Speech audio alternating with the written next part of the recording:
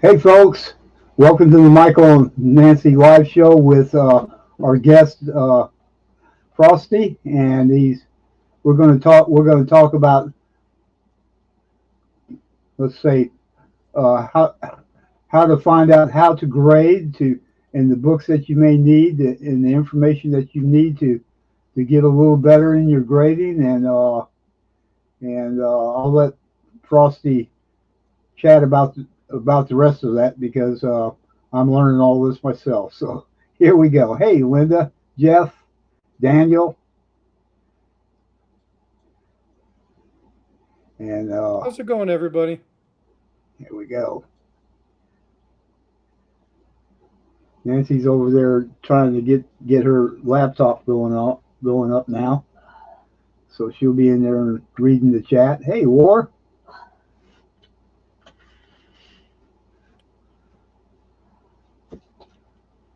Well, let's go ahead and do all of our how do you do's, um, and then I'll kind of just start with asking a couple questions. And matter of fact, let's do this. Give everybody a few minutes to come on in. So I want to ask a question to everybody. If you want to grade a coin, what is the very most important, the very first thing that you need to know about grading? Again, whether you have experience or not, I want to ask everybody in chat. Please put something in chat. What is the most important thing that you need to know about coins before you begin grading? Yep. So put your thoughts in the chat there. I can't get stupid thing. Okay. I'll come over there and do that. What do we got going on here? No, my wacky doodles, I guess. Wacky doodles. Yeah. So, gold maple, the condition. Linda, is it real? War, is it fake? Jeff Rubin, that's a big question. So, Jeff, you're absolutely right. That is a very big question. And it's almost impossible to answer. Um, Condition of the coin. Okay. Um, but how do you judge the condition of a coin if you don't know the coin? Now, what do I mean by know the coin? And this is kind of going to be what we talk about. Okay. So I'm going to pull up a couple of things. I'm going to share my screen um, really quick.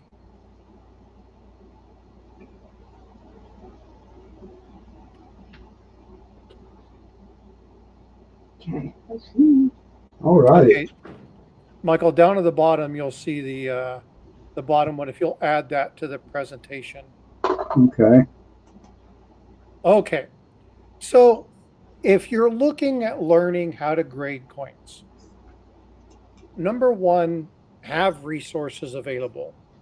Now, I'm going to be upfront and honest with you guys. And I said this in chat. You're going to learn today that I am not a coin grader. There are some coins I know enough about in order to make some educated estimates or guesses. But grading is subjective. And in order to be good at grading, you have to, one, you have to know the coin, you have to know the design elements, you have to know a little bit about the coin itself, and you have to practice. You have to do it a lot. You have to look at a lot of coins. You have to know what's real, what's not. You have to understand what the high points of a coin are. And so having a good guide to kind of give you some of the basics is important. Now, I've got one of them here. This is NGC. Dave. Nancy. Oh, it's okay. I don't mind. Okay. To talk about, again, you guys do your thing. I'll stop at any time. No problem. What's important is to have good resources. Okay. So resources Here, when we look at it, you can Gold see a maple. bunch of different items. And again, if we're going to be looking at, let's say we're going to be looking at buffalo nickels, then you can read on those things that you should be paying attention to. Tells you a little bit about it, but what it doesn't do is it doesn't really give you an idea of what you're seeing. So how do you know whether what's being written is a really good source? How do you know that what is here is what you're seeing when you look at a coin? Huh. Okay.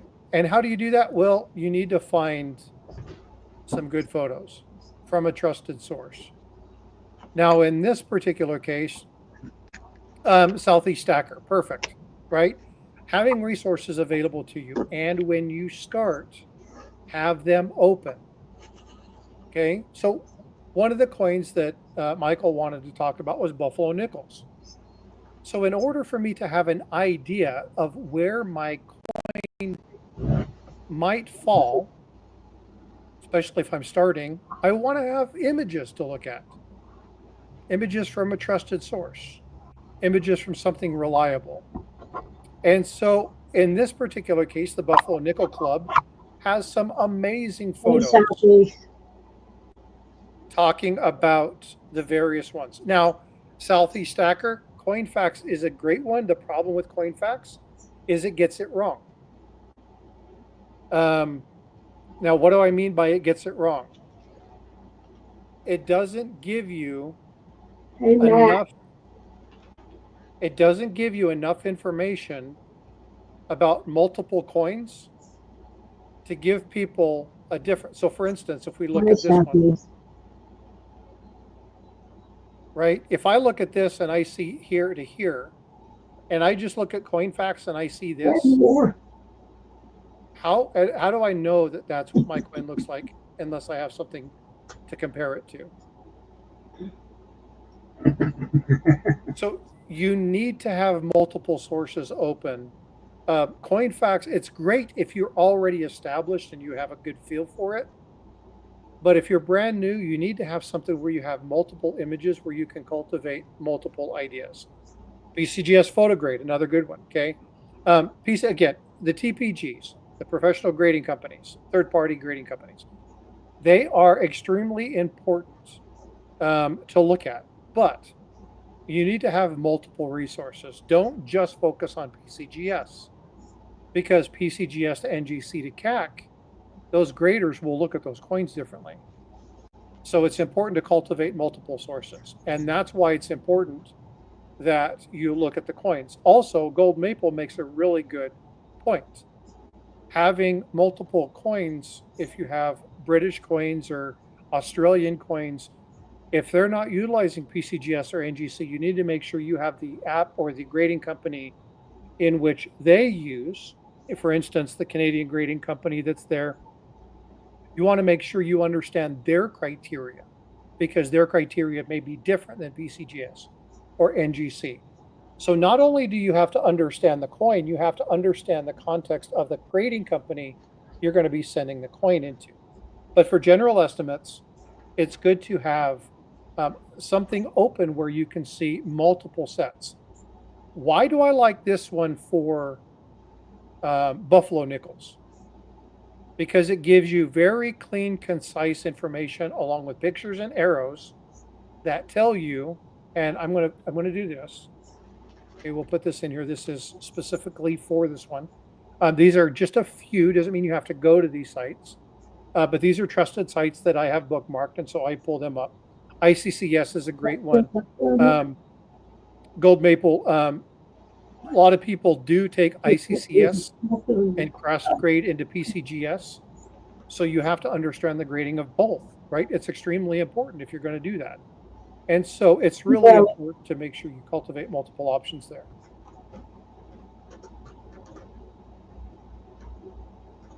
So again, when we're looking at this, they give you very specific information. Now down below the image, and I'm going to zoom out just a little bit, it tells you to look for certain things.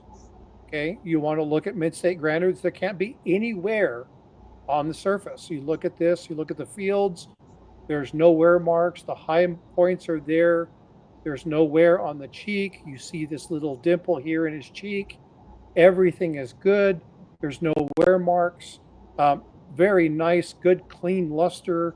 And so this one would be a mint state. Now, depending upon what it is that you want to find, whether it's 62, 63, 65, is going to depend on rubbings or maybe Yeah. marks. Where are the marks in the particular coin? Okay. Those are all things you have to find good resources on.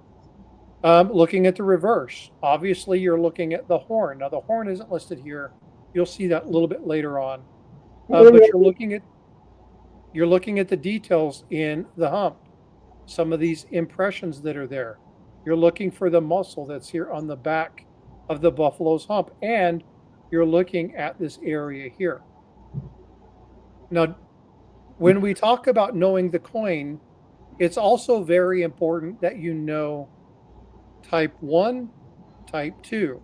Why does that matter? Because if we look at this coin right here, and I'm not going to tell anybody, is this a type 1 or is this a type 2 buffalo nickel? Because their designs are fundamentally different. And you have to know that when you're grading this coin. So would you consider this type 1 or type 2? Southeast Stacker says type 2. Southeast Stacker, what's the defining characteristic of the type 2? So again, in grading coins, you have to know the coin. A lot of people think that all coin grades are exactly the same, and they are not. Different grades within different years. Hey, Joey. So for instance, no hump. Okay, so what he means here is, let me pull this up real quick. and I'll show Yeah, you. Joey.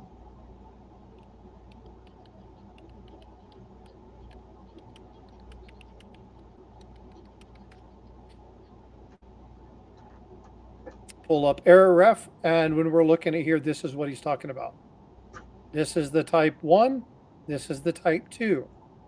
So the type 2 has that straight line across. If we go back to, the buffalo, you can tell this is a straight line all the way across. This is a type 2. What's up, Joey? Good to see you. So you have to know your coin. So it's important. The very first thing about grading is you have to know your coin. Okay. If you're looking at a Morgan dollar, you have to know what the high points are. You have to know a lot of different items about the coin in order to even begin to grade it. Now you can do some generalized, oh, it's probably around XF. Oh, it's probably around AU. Oh, it's probably around whatever. And that'll give you kind of an idea, plus or minus 1 or 2 grades. But if you want to be good at grading, you have to really know the devices. Now, earlier, I asked Michael when he asked me to come up, I'm like, what coins do you want me to potentially look at? And he's like, well, you can look at the Morgan dollar. We can look at the dragon, the buffalo, the King George, the halfpence, the King James. And I'm like, okay, first off, I don't know anything about the dragon. I know nothing about the King George. And I know nothing about the James. I can't tell you anything about it. I can't even talk about them. I have no idea what the high points are, no idea what the grading criteria for those coins are, and forget even touching ancients. They're way outside of my league. And so the one thing, and I mentioned this earlier, the one thing you want to find from a coin person, and I'm not tooting my own horn, this is just honesty, is somebody who's willing to say, I don't know. I can't tell you, but I can tell you who can. So when it comes to grading coins, I'm not the person you want grading them. Now, what I can do is I can teach you about things you need to look for, give you some resources, and then tell you, you really want somebody good with grading coins? Talk to Chuck Daughtry of Copper Coins. Talk to Blue Ridge Silverhound. really good at grading. Talk to Ghosts and Ghouls, or Coins and Ghouls, excuse me. Really good at grading, really understands grading, right? And I can give you the names of people who are really good at it. What I can do is I can give you some of the basics, but I can't actually tell you the grades. When it comes to Morgan dollars, I'm good until about, holy cow, frost warning in Ottawa. Ooh, Wow, that's cool. You like what I did there? That's crazy. It was 104 here today. wow. Temperature index of 107. Crazy. Yeah, folks, make sure you're smashing that like for them. I appreciate you. So again, you want to look at mid-straight. Now, if we want to look at extremely fine, okay, we go back to this coin. Again, we're looking at the hair. We're looking at this little cheek area. Notice this impression. Okay, let's go back up. Notice the impression. See how the impression's kind of still there? All this area has been worn down. Good solid date, but you see the little feathers here? They've lost all of the details. And if you come down here, you'll see flatness. The hair strands are made through, but the feather is minimal. You don't really see much there. And again, this is what you look for. But don't forget the back of the coin. Still see this detail here. It's a little bit flatter. You start to see the horn, right? We talked about the horn start to disappear. You see that line. Again, when we come back up here to this one, see those little indentations there, right? Nice and solid. Come down here. Well, they kind of start to blend and fade away. All of this has been worn down a little bit. So those really nice fine details are lost. Okay. Now we come down here to a fine grade. The details in the hair are basically gone. There's no details in the feathers down below. You see the rim is worn down pretty much. You start to see some little wearing on Liberty. It kind of blends in, but that rim is worn down kind of thin. And the date, you can see it, but you can start to see some wearing on that date there. Again, we look at the back. Now you no longer see that musculoskeletal raised bump here. You don't see any of these elements in this particular area, and that horn is essentially gone. Okay? Yeah. So when you look at this, this is the fine grade. Again, notice that all of the ones that we're looking at on the reverse, they're all type 2s. Okay? You get down here, you want to talk about good grade. Obviously, the hair is slick. Basically, there's no rim. It's kind of just flat into the little concave area. You see how it wears into Liberty. The date is there, but it may be discernible, may not be. It's just kind of there. And then again, you flip to the back and you have, a buffalo covered in snow. There's no details. You don't see any of the horn. He looks like he's been standing out in a snowstorm, and he's just basically a giant snowball, right? And so again, looking at the elements and seeing what's there, knowing those design pieces, again, worn flat, no horn, all those things are there. Okay. When you look at the mint mark, you see the D, but the D is pretty much worn down. And then so you'll get to, no, this is probably like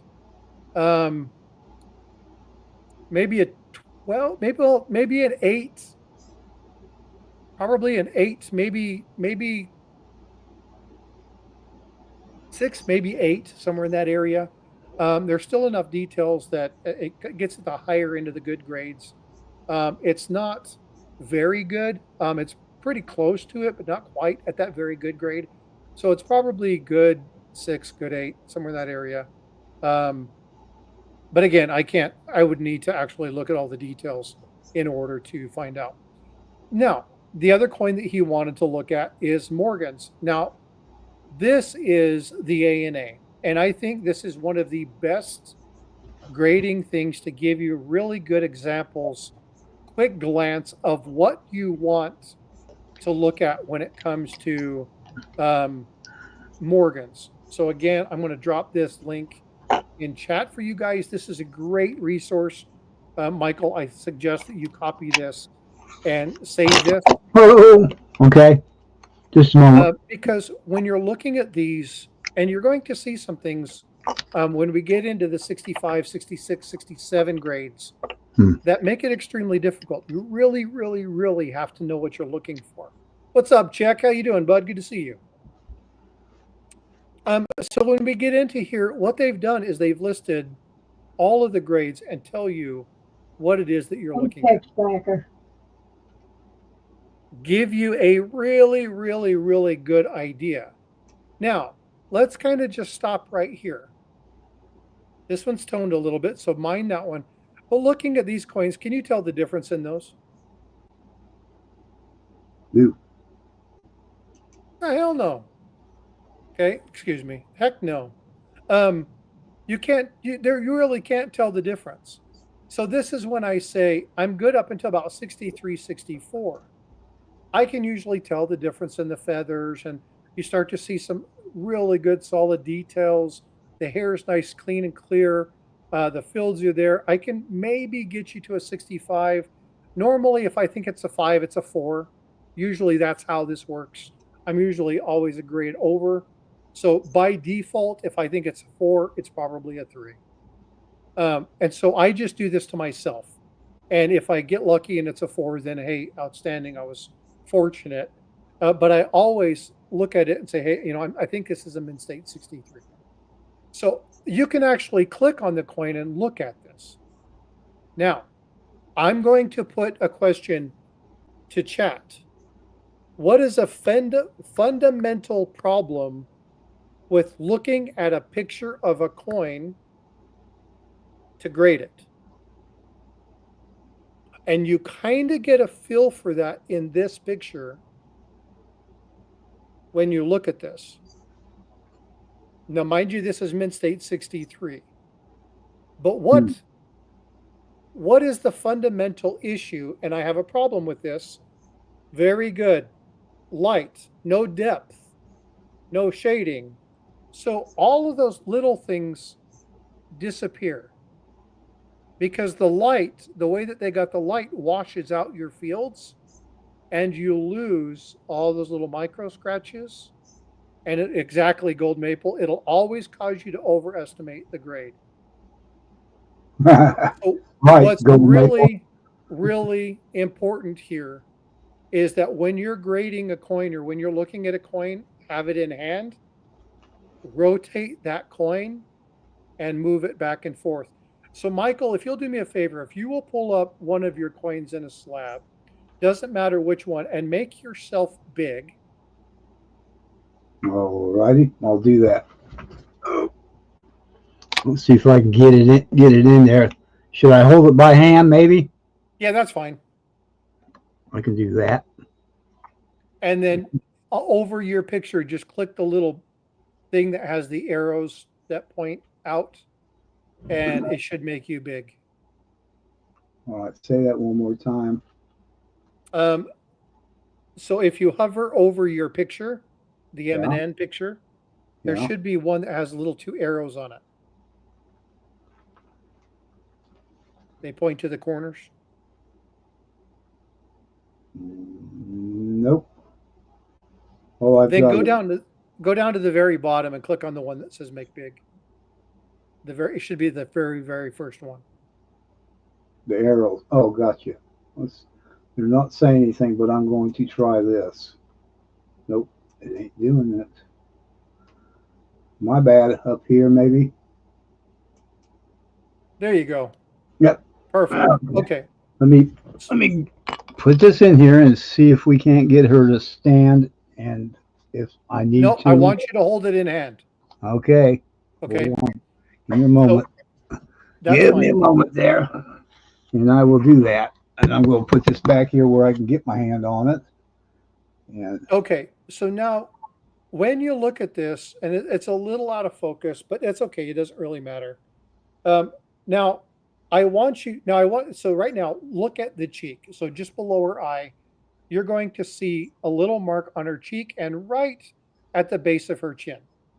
Okay. You see that little mark? And when you rotate it, you see it right there. You see it? And then rotate the coin to the right a little bit. It disappears. Yeah. So when you're looking at coins, it's really important to look at them in hand. or have somebody rotate and move that coin around so that you can see the little marks. You see that little mark on her chin, and when you tip the coin up a little bit, it disappears. Yeah. And look at the one down there near the point of the neck. Yep. And when you tilt that up, you face that coin up a little bit, it disappears. Now it's hidden. You don't see it anymore. All right. So it's very, very important to rotate your coin, move it back and forth, top to bottom, even rotate the coin circular. So if you take that 1881 and you rotate it counterclockwise, right? Actually rotate the entire thing counterclockwise. There you go. So even shifting it this way are going to change the way you see some of those things. You have to move the coin around. You have to look at it, shift it back and forth. And what's going to happen is you'll start to see all these little things on the surface of a coin. Now, what's the problem with looking at something through a flip or through a holder like this one? There might be scratches on the holder. So you might be seeing scratches on the holder, maybe not necessarily on the coin. We see this all the time with these little plastic flips, the little round ones. And they have, you open up this proof coin and it's like, oh my gosh, it looks all scratched up. And then you take it out of the capsule and it's flawless. Okay, so make sure you understand that when you're looking at something in plastic, it's going to potentially show surface scratching. It might potentially show cloudiness, haziness. And so, yeah, capsules, exactly. So there are problems with trying to grade a coin that's already in or is in maintaining in a flip or a capsule. This is why when you send something to the professional grading companies, they require it to be in a 2x2 flip and then they remove it. They look at the coin in hand, they circle it around, they look at a couple things, they flash it back and forth. They look at it under a 10x loop. They do not look at it under a microscope. They do not use a 30 power loop. They use like a 6, 8, or 10x loop. Look at it very quickly. Most of this stuff is just done off of eye appeal and what they can see when they look at the general surface of the coin. And so in order to do that, yeah, it has to be a 2x2 flip. It can't be one of the paper ones. It has to be a plastic one. And so, or OGP, original government packaging. Okay. You can send something in the OGP and then they will take it out and grade it for you. Which, depending upon if you want a certain designation, you kind of have to do that anyway. And so it's very important that you're looking at those kind of things when you're trying to grade a coin, because it's very, very important that you're seeing the coin surfaces and not the surfaces of the plastic. So you can go ahead and put that back down. Thank you. Yeah. But so that just gives you kind of an idea of what to look for. Now, if you can go back through and you can pull up mine. War has a question. What about raised definition? How do you know if it's this? So there's a couple questions here. How do you know if a coin has been cleaned or dipped?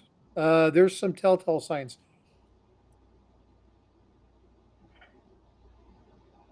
If you look at enough coins, you'll be able to look and see a couple different items. Number one, if you're looking at a coin, for instance, can you pull the screen share that I have up again, please? I will do my best.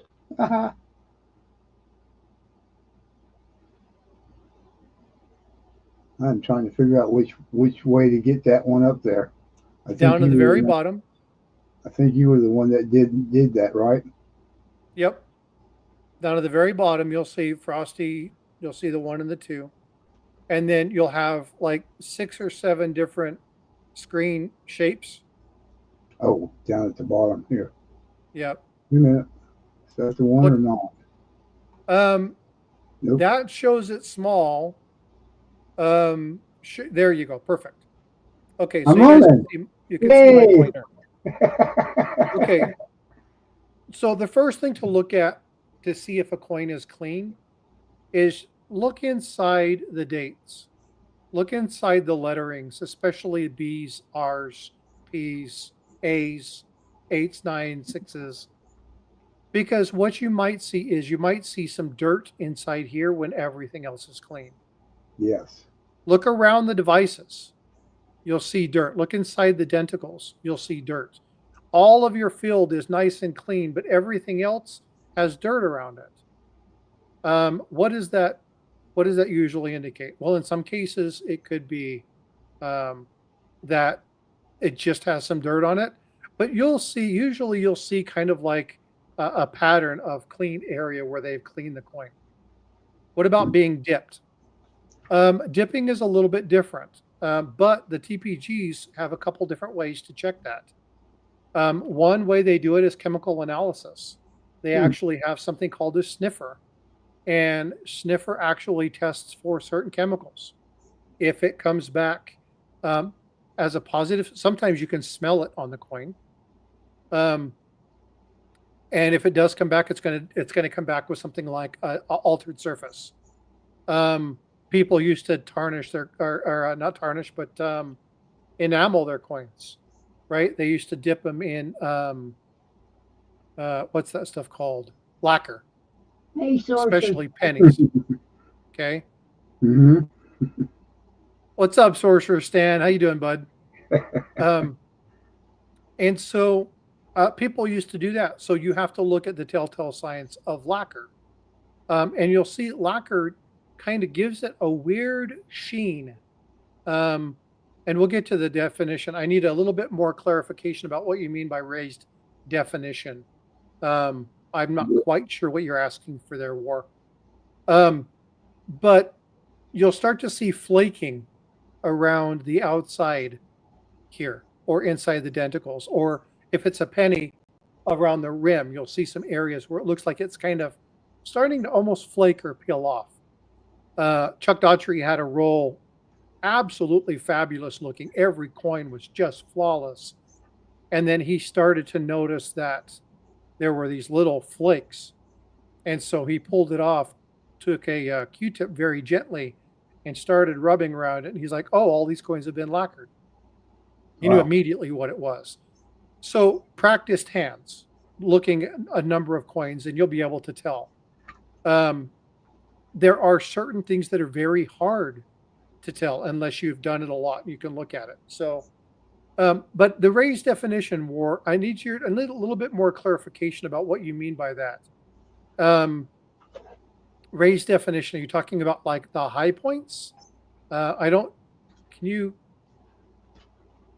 you give a little bit more on what you mean by that? I'm going to get back to these and kind of go back through and show you some more of these. Let's get into, again, when you're looking at these coins, Mint State 67, right? Mint State 66. If I look at this coin, this is an 1881. Look at the mark at the neck. Look at the marks in the field, right? Doesn't seem like there's a lot of great luster here. Very few minor things. But now let's go back and touch on this 66. Okay. This coin, in my opinion, looks better than the other coin. So why is this a 66 and the other one's a 67? Well, part of it has to do with the year. In 1881, the strikes were a little bit softer. They weren't quite as clean, weren't quite as clear. So the year of the strike, even when you're talking about the same denomination of coin, matters. So grading is an art. It takes a lot of effort. It takes a lot of information to really learn how to grade. What's up, JJ? Exactly. High points, sharpness of strike, lack of work. Yeah. Okay. I'm tracking. And again, the coins themselves, it depends on the year. A great example of this is, and I love to use this coin because it's one of those where in high grades, it grades higher because of condition than the 1909 SVDB, and that's the 1926S. The 1926S in MS67 is a more expensive coin than a 1909 SVDB in MS67. Hmm. Weird, right? Yeah. Well, because the strike, the coin in 1909 had a much better strike than in 1926. So you had higher grades, you had better strikes. So the grade doesn't quite match. They're close, they're very similar, but the condition of the coin does matter in the determination of the grade. And so you have to know a little bit about what happened with that particular mint. You have to know what happened with that particular set of dies. There's a lot of information. So the number one rule about grading coins is you have to know the coin. You have to really understand the details about the coin before you start grading. The second most important thing is have a really good network of people. Folks, this is what I do. This is why a lot of people like my channel. I have a good network of people. I ask a lot of good questions. I do a lot of research, and I don't pretend that I know stuff I don't know. I'm going to tell you who the person is you need to go to. You remember Miracle on 34th Street? Yep. Okay. Yep. What is the most popular thing about that? That started a chain, and it's a real life thing, but it started this advertising and ad matching. And it was the little competition between Macy's and Gimbels. And Gimbel said, if you can't find it, go over to Macy's. If you find the price over at Macy's, come back and we'll match it. That was revolutionary. Nobody had ever done that before. Before then, it was cutthroat. But now it became about the customer. It became about looking into pieces of information and finding out more. Find people in your network that are more concerned about growing you than they are about being right. Ooh. Yeah. It's a powerful statement, and it's hard as hell to do. I find myself talking a lot and then going, hey, you know what, Frosty, shut up. You have guests here. Let them talk. Right? But these are the things you want to look for. If you go listen to something in there, they're the smartest people. They know what's going on. They always have the right answer. You go watch their videos and they argue with themselves in their own videos. What does that say about them? I have an issue with a very large channel, numismatic channel, very large. And if every time I go watch a video, I can go find another one within a month that counters the argument that they made in the video I just watched. They never take down the other one. They leave them both up. So they do videos on both sides of every story. Well, what do you get from that? Absolutely nothing. They got a couple of 100,000 subscribers. But every single video they have has an antithesis. Every single video. Everything they have on their website has a counterpart that says exactly the opposite thing. But yet in their community, and they carry a plaque on their wall and say how smart they are and how much they know. And I'm not saying they don't know coins. They do. But they're way more concerned about being right than they are about pouring information into you and sharing information, growing people. So when Mike asked me to do this, I wanted people to understand, hey, I can give you some information. I can help you know where to go get it. I can share a couple pieces with you. I can look at, and I tried to find the high points of King George. I don't know where the hell to look. I wouldn't even know who to go to. But you know what I would do? I would reach out to some friends and say, hey, Blistering Barnacles. Hey, Stack Collector. Now, Stack Collector is not Tiger and I, it's Stack Collector. Stack Collector is a British guy, really neat, very knowledgeable. I would message him and say, hey, how do I find out the highlights high low points or grading something like this. And I would reach out and say, hey, how do I do this? Get in touch with somebody else, and then they would reference me to whomever, and I would learn about it.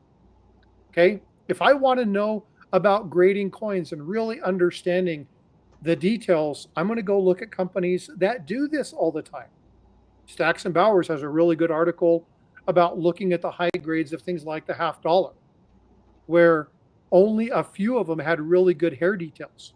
So if you found one that had really solid details, man, you need to be careful. The 1932 quarter, again, we look at that synonymously weak strikes. You find a 1932 quarter with really good solid details, that's an expensive coin, right? So they talk about different ones and what to look for.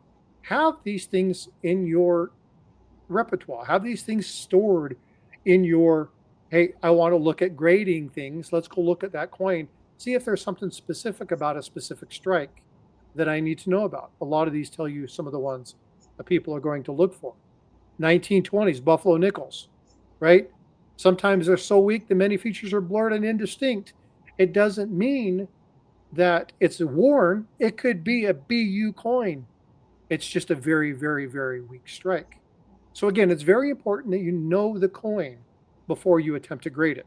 Otherwise, you could either overgrade it, or if you're selling coins and you underestimate the grade because you don't understand the importance of the strike, you could lose a bunch of money and have a really, really, really nice coin that you don't get the associated money because you overestimated, because you didn't know the 1926 comes very weak. And you may have a 65 and sell it for 60 because you think it's just too weak. So be very careful about this. And as always, cultivate multiple sources. Never trust one solitary source. If you look at my screen, I've got 6 sources open up at the top, and I only talked about 2 coins. So have multiple sources over. Talk about multiple things. Look at the stuffs here. AI is going to take over.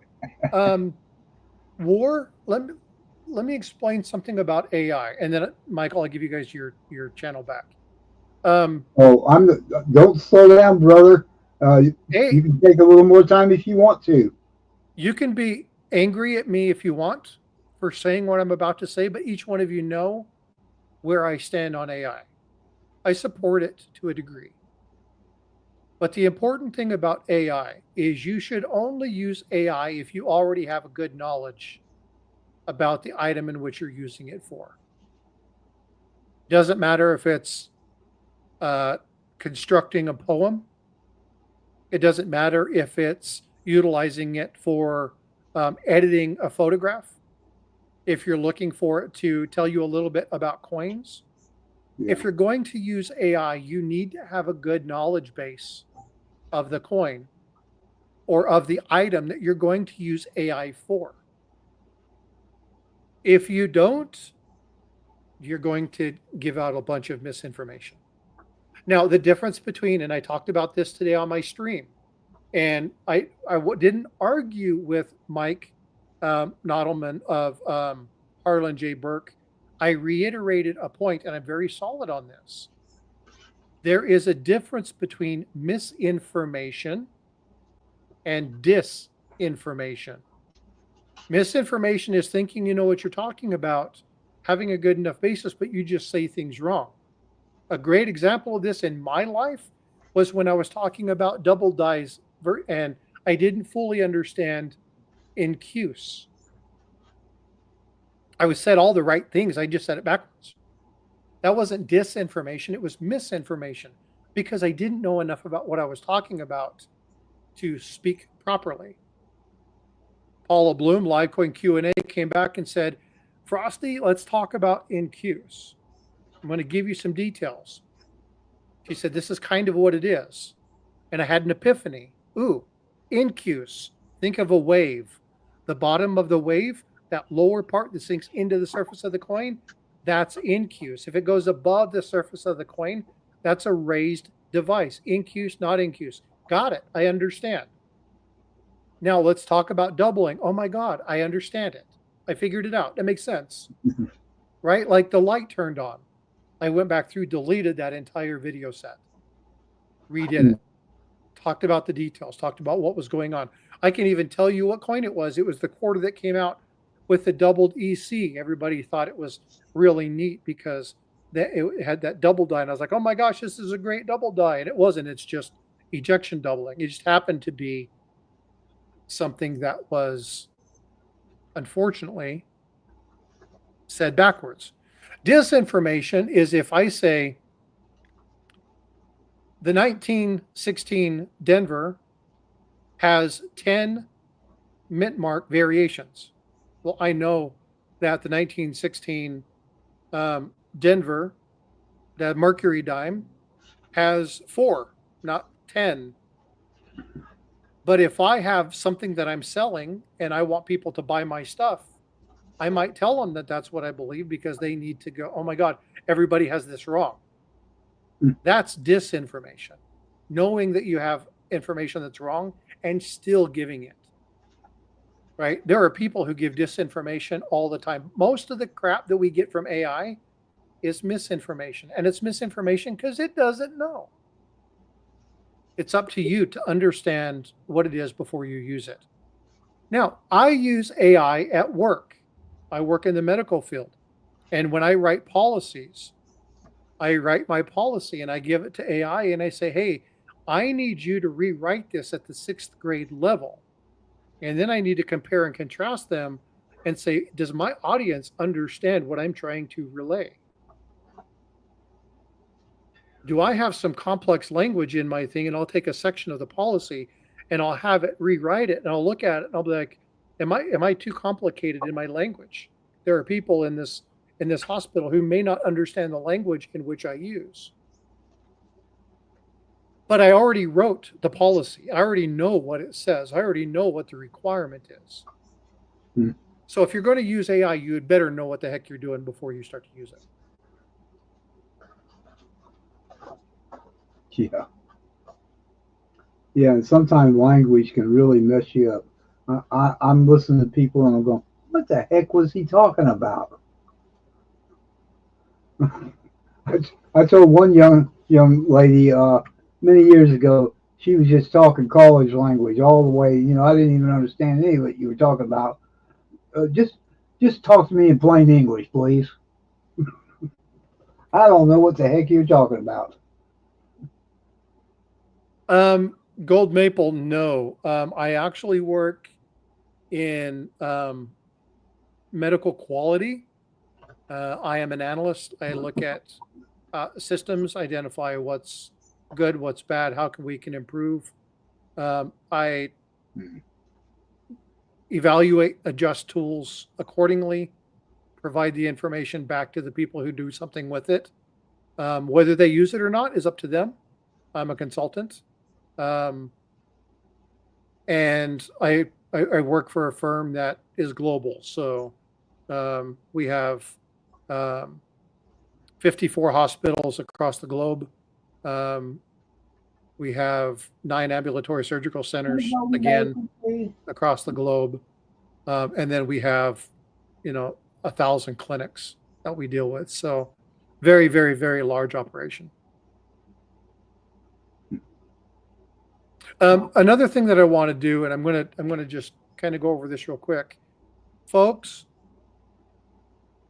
Don't use the AI overview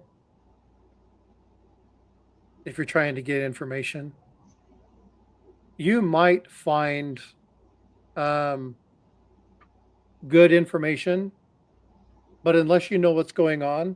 Now, if you really know the coin and you're looking for something to relay to somebody, and you already know it, and you know it when you read it that it's correct, okay, fine. No big deal. But if you're searching stuff up, don't look here. Because some basic stuff it's okay with, but if you want to start getting into complicated stuff, a lot of this is still wrong. Because remember, AI learns from people who generate information. And if the people who are generating the information have no clue, how good is your AI tool? So be careful using this. Deep dive is cool, but if you deep dive, you have to make sure you do stuff like remove Wikipedia. You have to remove things like sites like Timu and things like that are disinformation sites. You want to make sure that that information is not there. Um, so you have to do a lot of pre-work stuff prior to doing this, because again, if you don't know what you're looking for and you're utilizing this for your information, odds are you're going to get a lot of information wrong. Balls said, "What are your thoughts on the younger generation impacts on coin collecting? I sense they don't collect items in the digital world. Feel coin collecting might become more niche." It's a great question. Um, Michael, Yes. when you were a kid, what were stamps like? Stamps. Collecting stamps. Yeah, when I was a kid, I really didn't pay much attention to stamps. But that was the big thing then, right? That But was there one of the was, big yeah, things. it was a lot of details, and it seemed like everybody was collecting stamps, and felt like there was a lot of value in them. And then Now, it suddenly went away. technology, right? Started using these things. Oh, but we also have these things, which are the heat treated printed ones, Yep.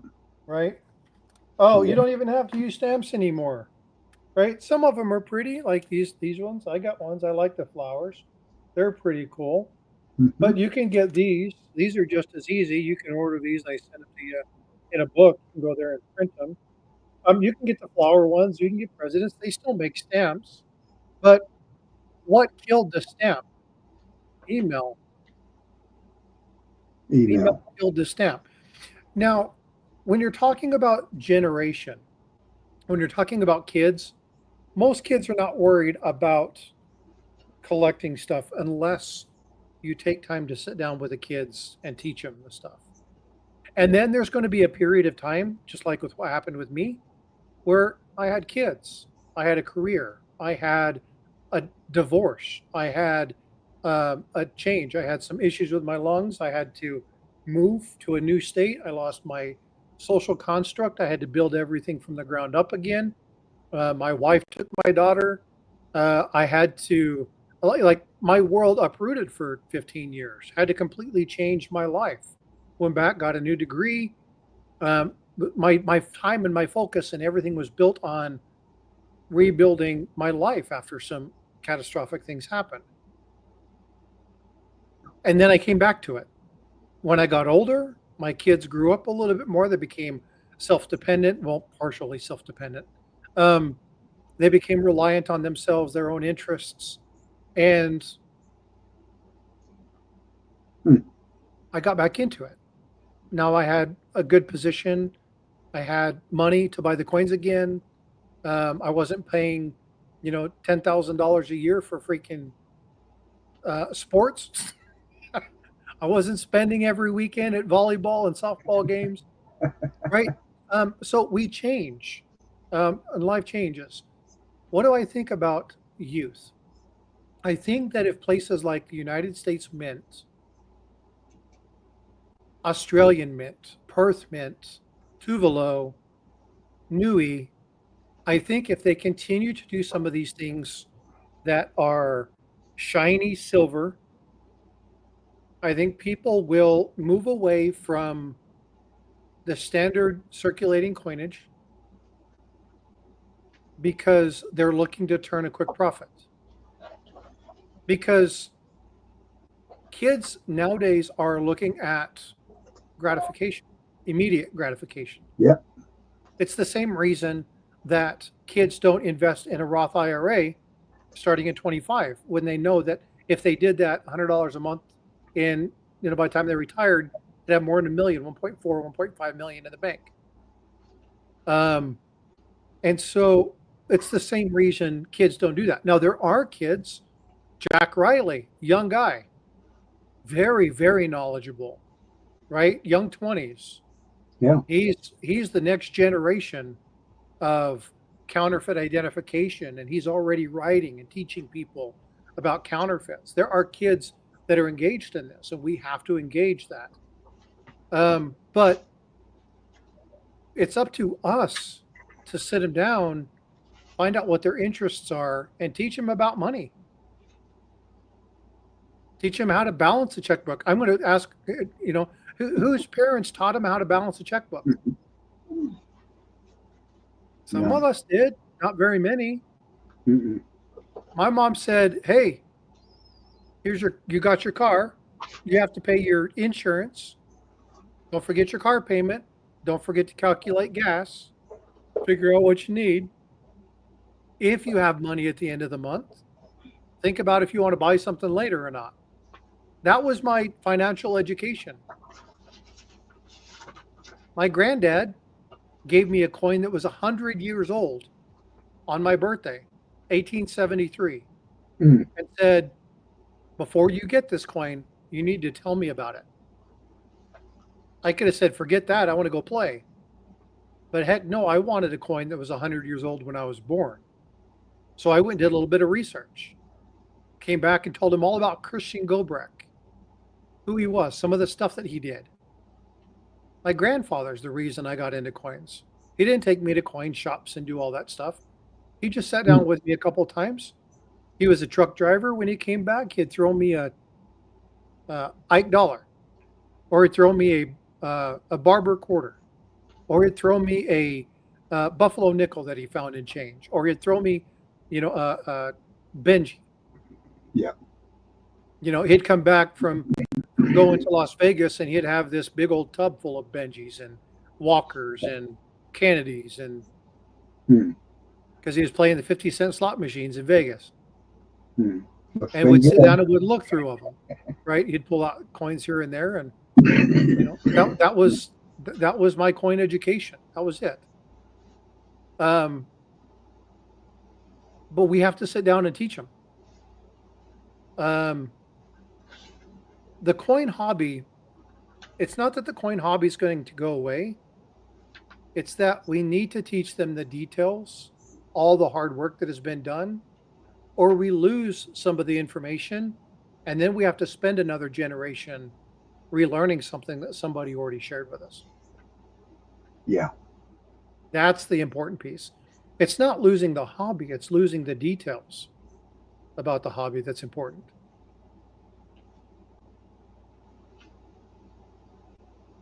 Hmm. Oh man, semi-numismatic bullion. Some people love to hate that gold maple. I asked a question: what are your most over overused, overzealous coins? The things you can't stand. So many people sent me messages saying grading bullion is the biggest waste of money. Majority of them were stackers, right? And it's like I completely understand that. I can see that. I had a conversation with a good friend of mine. You guys might know him, Mad Stacker.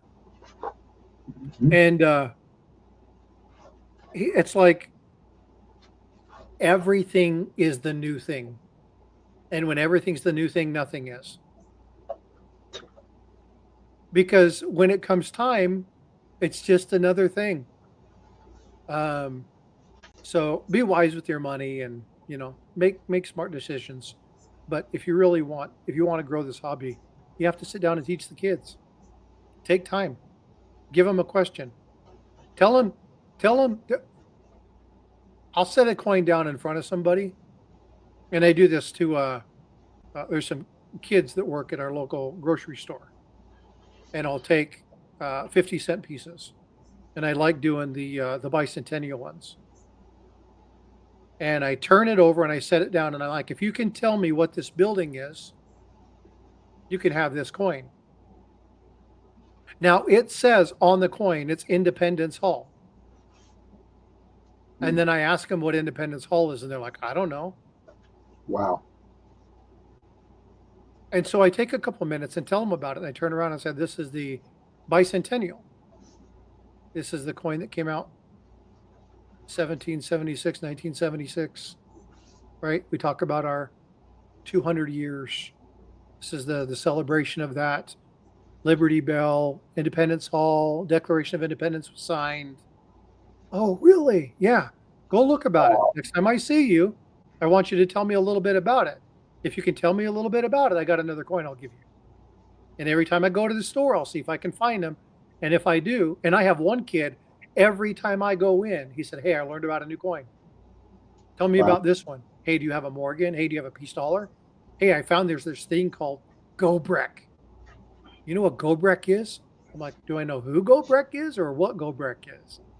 One's $1, but the other one is a designer. He was actually the mint director. You want to know more about it? He's my favorite designer.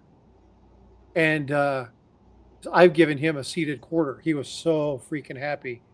But it's up to us to ask the questions and see who's interested, right? And so, I'd be careful just going up to random kids and saying, "You want to learn about coins?" Don't do that. That's not smart. But you can ask questions and, allow kids to be inquisitive. Um, One of the biggest things I see as a problem, not just within our hobby, within parenting, is us not taking time to understand what our kids are asking us for. So when your kid asks a question, take a minute and ask them, "What do you mean? What do you want? What is it you're looking for? How can I help you?" Um, Take time to notice it, because if they know that you're engaged with them, they'll be engaged with you. So, sorry, I didn't mean to get into the philosophy of that, but it's a very in-depth question when you talk about our coin hobby and what's happening in the future. And Yeah. I think Check Stacker's right. I think there's a fundamental shift even in our community. Watch our community, watch what people are doing and how people are doing it. You're going to see there's a shift to and from numismatics every couple of years. Some new numismatic coin comes out, everybody wants it. Hmm. And then all of a sudden now it becomes back about the bullion, the shiny, new, collectible, right? So go pay attention. You know, something like it's like our history. Our history, people don't even know what our true history was, because in the 30s they began what do they call it, revisioning it, and they would write articles and write and with no references to the past. They would just reference other professors or so on and so forth, that had no true information about it. They were trying to change it, and I see that happening even with with everything else, but especially this. We don't know anything, and the information that we get is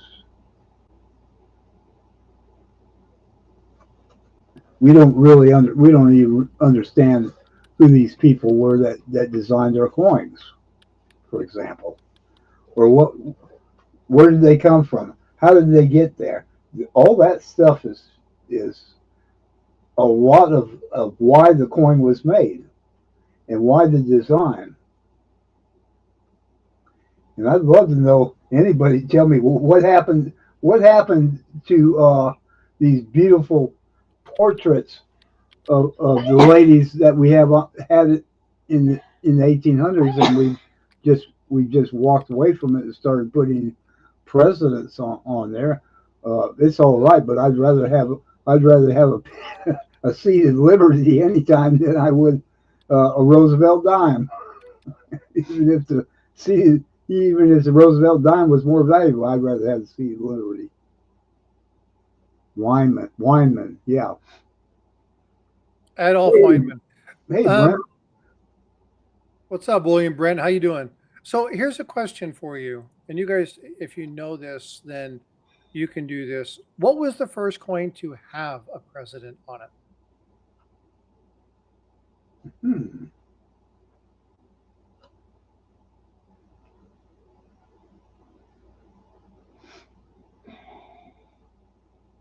that would be Lincoln. Lincoln cent, commemorating President Lincoln's birth, right? It was the 100th anniversary, 1909. He was 100 years old. That was part of the early coin. And it was that coin that started the commemoration of the traditions over time honoring certain presidents. So 1909 was Lincoln. 1932 was Washington. 1946 was Roosevelt. 1964 was Kennedy. 2007 we started the presidential dollar series. You had Ike come in, and again, why was this? Well, it became about recognition of events and our history, and less about representing liberty. Liberty became an abstract thought. Well, we have the laurel, we have the oak branch, we have the olive branch, we have the eagle, we have the laurel, we have all this other stuff that represents the various aspects of independence and freedom. Yeah. We forgot about the primary thing, which was liberty. Oh, well, who represents liberty now? Well, the presidents do. The president doesn't provide us liberty. Nope. Liberty was an idea, an ideal, something that we strive to achieve. And I think it's one of the biggest things that we did was to go back and start copying. And again, I blame it on Rome. I blame it on the thousands of coin years before us. But, well, yeah, it's written on coins. I get that. But the representation of liberty was an ideal. Now we just said liberty. Yeah, okay, whatever, it's a word. Representation, we no longer have the representation of liberty. We do on commemorative coins. Mm-hmm. We do on the bullion. We have Lady of Liberty there. Adolf Weinman's representation from Gaudens, double eagle. The walking liberty, that whole design. We have the standing liberties, SLQ, all of those different representations. What did the seated liberty in Christian Gobrecht's thing? What did that stand for? What did that represent? Because the positioning of her, the positioning of the globe, the positioning of the shield, her facing a certain direction, all of that stuff was iconography. It told us about the story of what was happening at that time frame. What in the heck does the bust of Roosevelt tell us about our history? Nothing if you don't know about Roosevelt. Nothing. Mm. And I think it's one of the things that we moved away from that we really need to kind of get back to. I really think we need to remember the roots, remember what we were founded on. Whether or not you believe it, now, Mike and Nancy, I know where you guys stand in this. Faith or not, we need to get back to the foundation of what we were put under. Yeah. What was our nation founded under? We need to get back to the solid tenets of that. Get away from the perverse change that we've made within our nation and get back to the fundamental tenet of who we were. We will never become a wonderful nation or a great nation as long as we are too busy about making everybody happy. Yeah. It's not about making people happy. It's about doing what's right, about doing what's solid, about doing what maintains integrity and tact, and keeping core values and keeping honor, commitment, courage, service before self, integrity, and all those things you do. It's those fundamental tenets that we need to make sure we do this. This is why, and granted, I'm not here to preach, folks. I'm not trying to do a sermon. But what's important is that in our government, we have 5, 6 different services: Army, Navy, Air Force, Marines, Coast Guard, and Space Force. All of them have core values. The core values all say one primary thing: integrity first. Morality, you really should have it. You should pay attention to it. But I'm less concerned about you being moral, or concerned about you being having integrity, being an integral part of the unit, being an integral part of our nation, understanding what the focus and the premise is. I think we need to embody that more on our coins and remind people that there are tenets that we were founded under. We need to stand by those. And even and actually, and how about this? Even what the words meant back to them, to the founder. What did that word mean? What liberty mean to them? We don't understand what it means anymore. How about the word freedom? You know, they use that, they twist that word. Woo, freedom. Freedom to be crazy, freedom to, yeah, all the different things we hear nowadays. It's like, you don't know what freedom really means. Here's a question for you, and I know there's a couple people in here who will immediately know the answer to this. What was the first coin to bear the motto, "In God We Trust"? Matter of fact, I'm going to do a giveaway. The first person to answer that, get on your Google if you need to. What was the first coin? I need the year, not just the coin. What was the first coin to bear the motto, "In God We Trust"?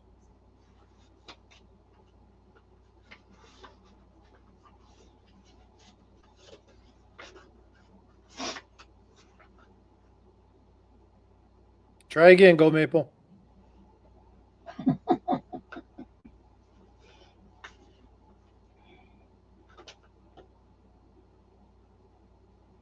Try again, Gold Maple. There you go, JJ. The 1864 2-cent piece. It was Solomon Chase, who was the Secretary of the Treasury at the time. And there was an act, the Coin Act of 1865. There were a lot of cool things that happened because of that Coin Act. But there were some other things. And it was at that time the motto was extended to other coins later on. That happened about 6-7 months after the fact. But the 1864 2-cent piece was the first one to actually bear the motto, "In God We Trust." Why is that relevant? Well, because we talk about our nation being founded on our moral principles.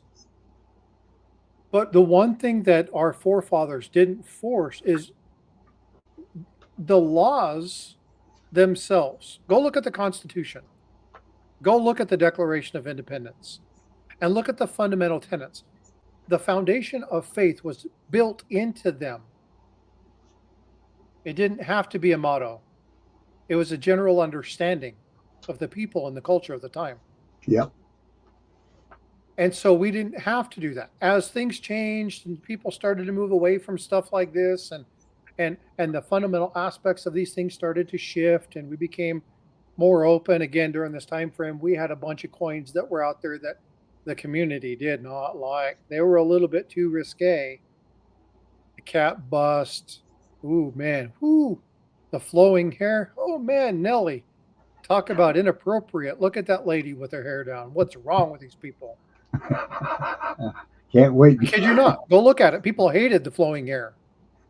It was too unruly. Standing liberty. No woman should ever let her hair down like that. Oh, my goodness. Right. And so it was a part of it. It was a fundamental tenet of who we were as a people. And it wasn't until later that they said, "In God We Trust." And it was met with,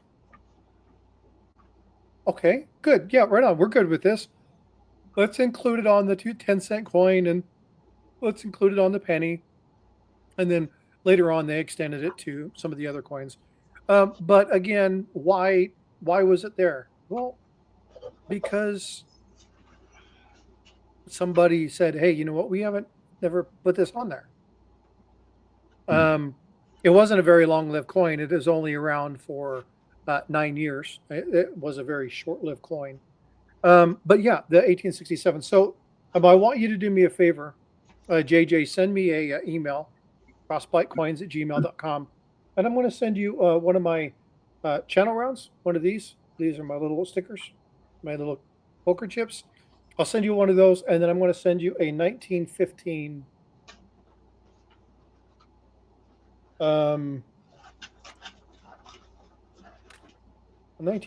Lincoln set.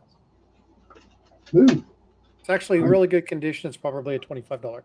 So, yeah, no worries. Just send me an email, and I'll get those off in the mail too. Exactly, Conquer. Very nice. That was really bad, Steve. Standing Liberty quarter. Yeah. That was, yeah. Oof. One of my favorite coins in MS condition.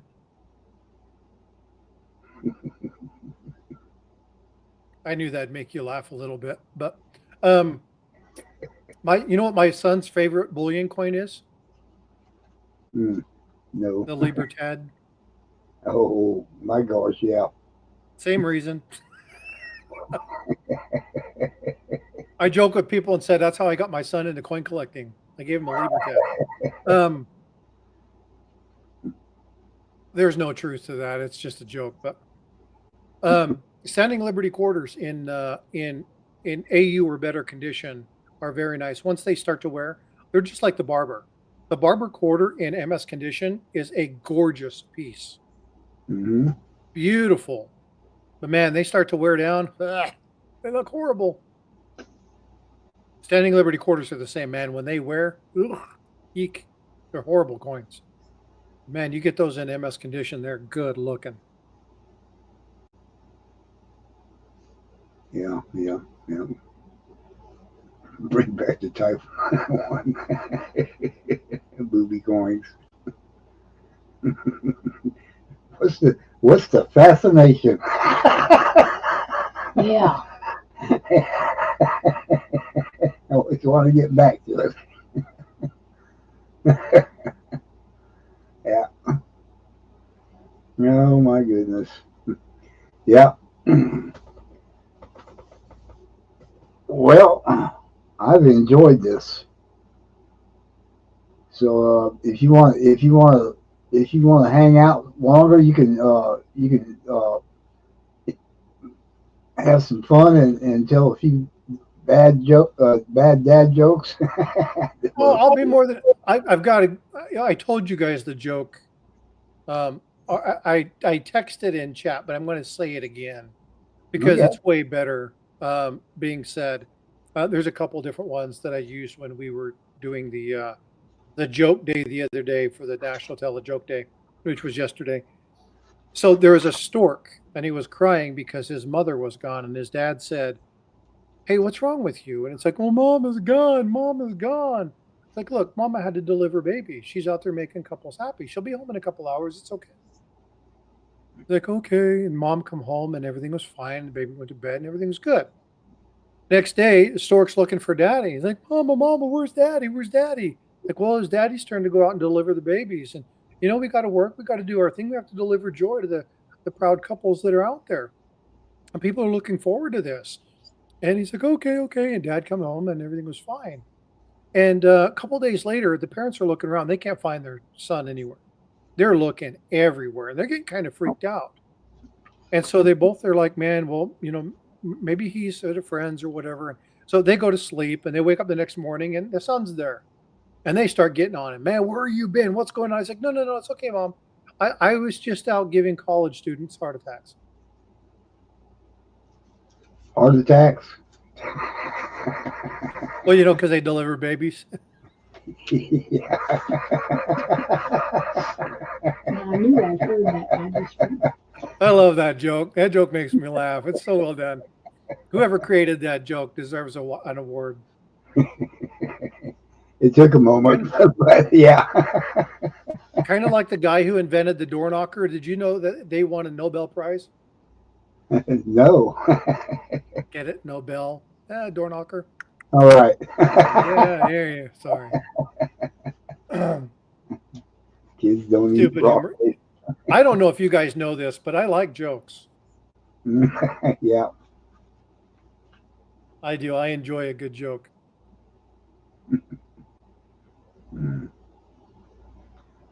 What's your favorite joke, Nancy? Hey, it's been too long. I don't even think I got one anymore. I used to tell a lot of them when I was a bartender, but I just, now they go over my head. What's up, Sodbuster? Hey, Sodbuster. What's Yeah, the man. difference between broccoli and boogers? Kids don't eat broccoli. That's Exactly. funny. I like that.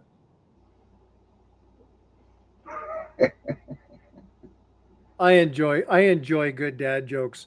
Um, Mike Tyson was talking about thinking the unthinkable, and it was like, how does that happen? He's like an iceberg. Like bird. Again, Mike Tyson, he talked like this. So Iceberg. anyway, I ever tell you about my friend Jathan? No. So I met a guy. His name was Jathan, and I'm not good with names. I can meet you. I'll know your face, but I'm terrible with names. And so when I met him, I was like, repeat his name, repeat his name, repeat his name. And it was like, hey, Jathan, how you doing? Nice to meet you, Jathan. How everything is going well, Jathan. And so I introduced him to my boss, and I said, this is Jathan. And he's like, are you serious?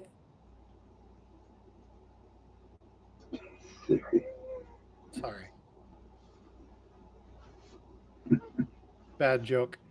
Ronald Reagan told amazing jokes, Steve Bassett. No.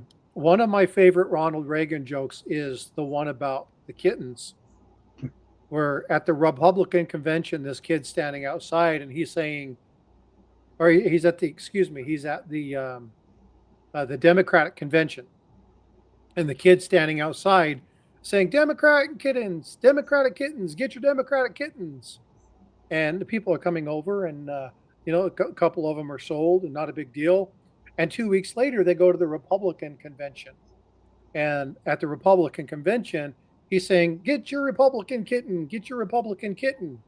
And a member of the media comes over and said, "Hey, I saw you selling these kittens like 2 weeks ago over at the Democratic convention, and you were selling them as Democratic kittens."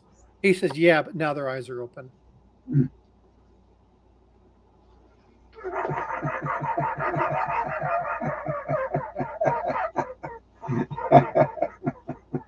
That was It's good. one of my favorite Ronald Reagan jokes. Oh my goodness. Yeah, it's he he was an amazing speaker. A lot of people didn't like him as a president, but he was an amazing speaker. His acting definitely helped, but he had some great writers, and he was funny. That dude was hilarious.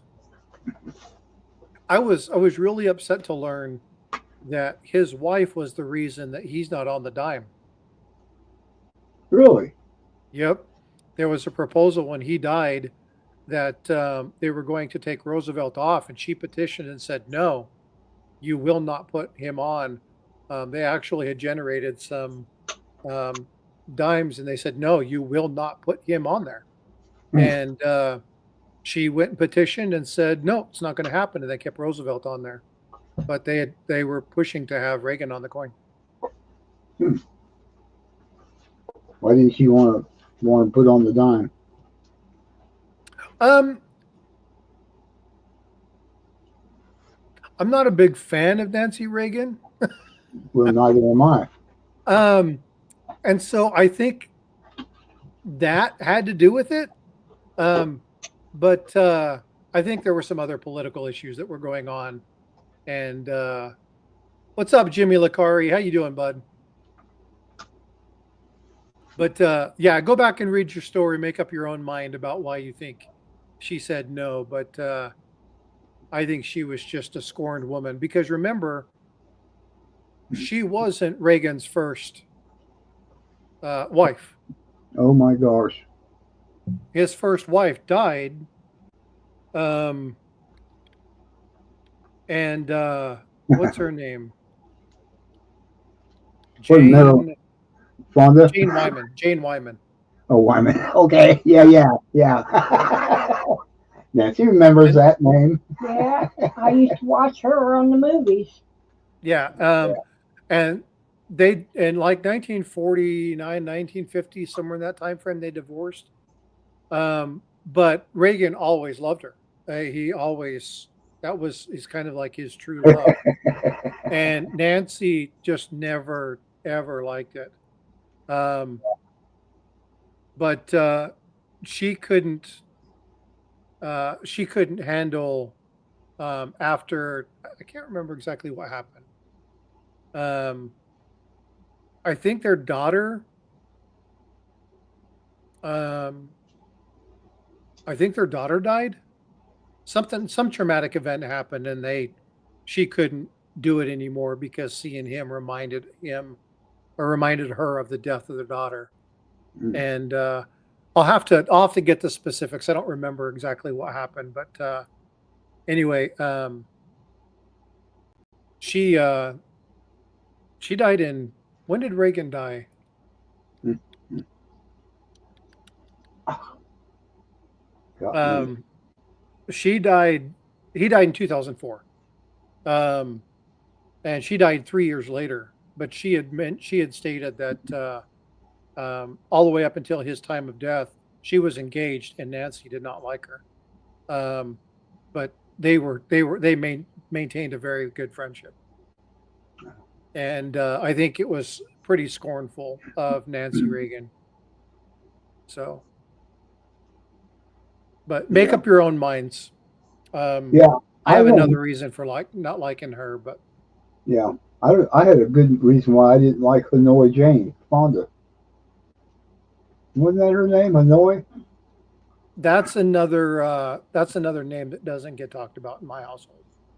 Oh boy. Trader Jane. Yeah. I've seen the Yeah. pictures. Cost the lives of a lot of people. Yes. Falcon Crest. Oh my gosh, yeah. That's way back. Jane was an older woman by that time. Hanoi Jane, yeah. 23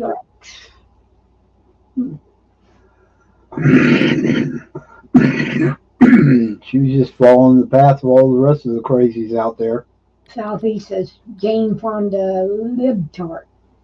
Mm. She was a tart, all right. Tart. Good God. And that's being nice. Well, you know the saying. Sooner or later, all the flesh begins to sag. Yeah. My Yeah. granddad told me that was a lie. Really? Conqueror Ball says Jane Fonda would fit right in on the bill. That's about the truth of it, Conqueror. Yeah, I remember Jane and Ted, and they would be at the baseball game, and she'd be doing the hatchet thingy with her husband, and everybody thought Ted was an upstanding Christian. Yeah, I don't know. I've heard so many different things. I lived in Georgia at that time, mind you. So Oh, I've been a loyal Braves fan for years, but he's not been one of my favorite people. yeah. Sadly, we've had a lot of people that just think that they should be our betters, and we should be their, what do they call it, serfs? That would be a good name. We could become the serfs for them.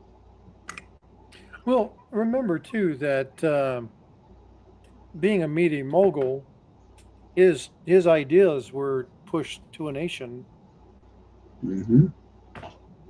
through, good grief, how many channels did that guy own? Bunches of them.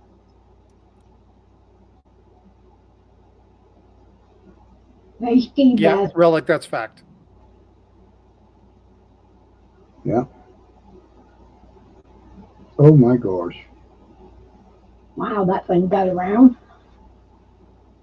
Yeah. Founded it, sold it. I think they just began. It was like the slow creep, and they knew what they were doing. They were just slowly creeping in with all this stuff. And now, yeah, the things You know, that I remember my grandmother. You remember that movie with the millionaire who flew around in his jet? He was a detective, right? And he had the woman that worked with him. I thought, when was that? 70s, 60s? Had been 60s. And handsome, debonair guy, and the woman was just something else. And one day, one day she appears in a slip, and my grandmother almost fell out over that slip. She said, "I'm never going to see that. Never going to watch that movie again, show again." There it was, and that's the way they felt about it. That's the way they thought about it back then. Nowadays, a slip don't mean nothing. Now a bikini don't mean nothing. It's like, Is it Burke's Law? huh? Burke's Law? Yeah, Burke's Law. Yeah, my grandmother got hot. Woo, buddy. And so did all the rest of the ladies back in them days.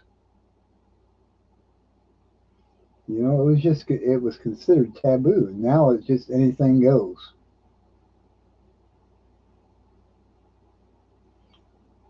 Well, some of the stuff you see nowadays is like, holy smokes. Yeah. Yeah.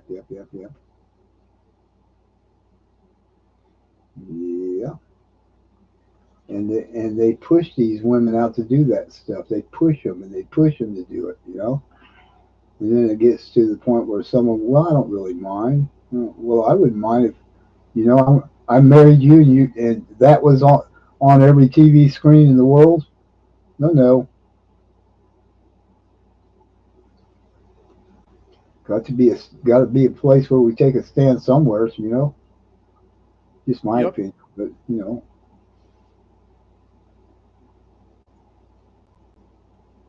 Oh my, yeah, Lucille. She played the silliest roles, didn't she? That Lucy Ricardo. Yeah. Lucille Ball.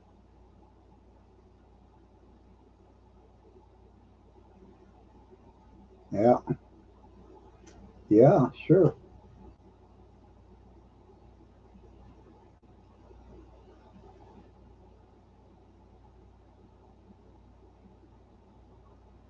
Okay. Well, anyways, yeah. I think it's going.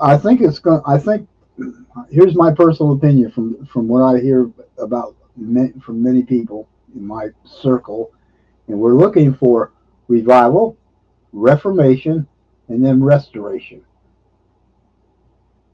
And we'll watch the college campuses. We're really beginning to see it, and it's going to start in the youth, and that's where it needs to start and come up, rise up. It's not going to come from the top down. So yeah, they're getting on fire. They really have ideas that they've had enough of it. We don't want that anymore.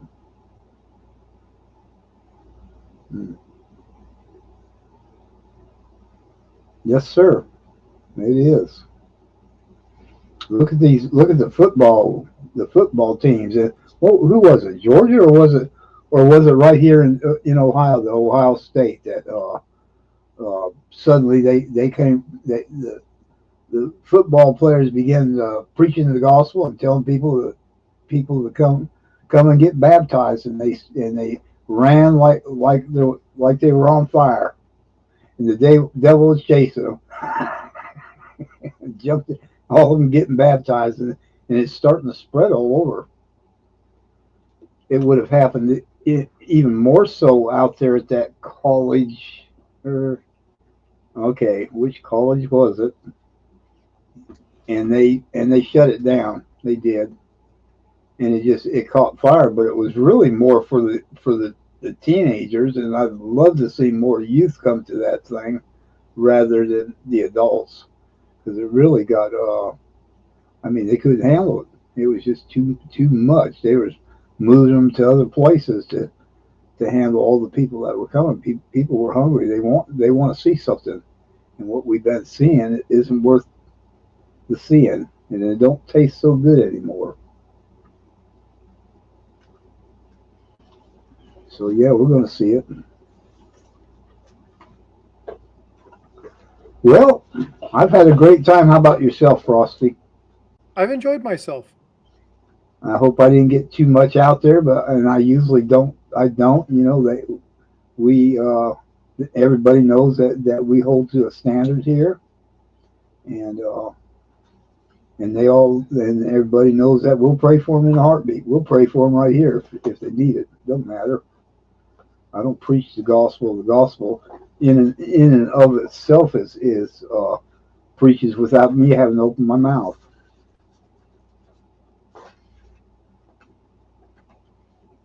I think that makes sense. Absolutely. Good night, John. It was fun. Thank you. Night, John. Yep, I had a good time. I'm going to go ahead and bugger off. I All righty. got to wrap some stuff off and get ready for bed. Thank you for your time. I really appreciate it. So much information. Would you please send me by email that some of that information that you wanted me to copy? On this thing, I can't copy anything. It doesn't let me, or I don't know how. I don't know which. Probably I don't know how. And I'd love to have that information that you said. Get this information, Michael. And I didn't get it. I tried. I even put it up there on the screen, trying to hope I could copy it from there. It wouldn't let me copy it there either. But yeah, I'd love to have that information. I think it was a few places, a few sites that you were recommending to all of us. They just were emailed. Thank you, sir. Have a great night. We Everybody say good night to appreciate it, Frostbite, Frosty. and I really appreciate it, and I hope you all enjoyed them. By the way, if you guys are interested in having Frostbite come back and dig into it a little deeper, I believe he's willing to. He's a busy man, but he loves talking about these and helping us to learn and helping us to there's the word for it, but go out and find it. Go get the little bit of information and go out and find it and fill in the holes. Does that make sense? Yeah, I'm more than happy to come back. I enjoy this. Again, I want to be where people want to learn. Yeah. Right. And that's what matters to me. And if you want, I realize I'm still showing these stamps. I'm not showing my coins. You guys probably want to see. Oh, look at this. Oh yeah, I showed you that one the other day. That's the key date, 1931, that I was showing you the other day. Oh. So, but yeah, I want to be where people. I want to be where people learn. And so, if you want to have me back, you guys talk about a topic. Send Michael and Nancy the questions that you have, and let's come up with a topic that we can discuss. He can get me information, and then we'll coordinate and do our chit chat. I'm more than happy to do that. Yeah. I'm glad y'all What's up, enjoyed it. Cartier? So appreciate that, and I think we'll call it a night. We'll see you guys in the future, and I will do that. And just send me some questions you have or things that you'd like to hear about or learn, and he'll come back in the future. I don't think it'd be that far off, but you'll have to get his schedule together there. And just remember, if you're ever addicted to the hokey pokey, you can turn yourself around. Oh, is that an old one? That was good. Yeah, please do a turnaround. Y'all have a good one. Hey, Cartier. Okay. Thank you so much. We're going to end it now, and I really appreciate everybody come in and enjoy listening to Frosty, and I sure did enjoy having Frosty here. He put the ice on the cake, or icing, rather, icing. Excuse me. Good night, folks. We'll see you later. JJ, I got your email. I'll get that out in the mail tomorrow. All righty, cool. Thank you, Gold Maple. We'll see y'all later. Look at there. Linda stayed the whole thing. All right, Frosty. I'm going to end the stream too, friends. Bye-bye. Good night, Linda. Good night. Night, Linda. If you missed some of it, go back and watch it. Lots of good information. Night, Rocka. Night, Sodbuster.